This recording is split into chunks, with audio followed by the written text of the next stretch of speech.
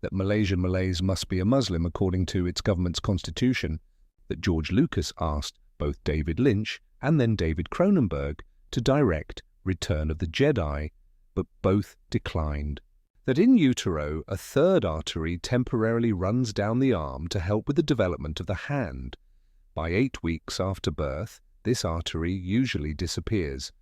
For unknown reasons, people are retaining this artery as adults, and it's now 3 times as prevalent as it was 100 years ago. When David Lynch was asked by fans for clues or answers regarding one of his films, he'd typically refuse. However, when fans in France asked him for clues to help them decipher Mulholland Drive, 2001, he gave them 10.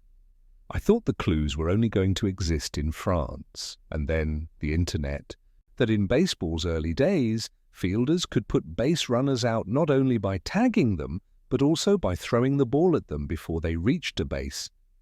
This practice was known as plugging, patching, or soaking, and was considered essential for the manliness of the game.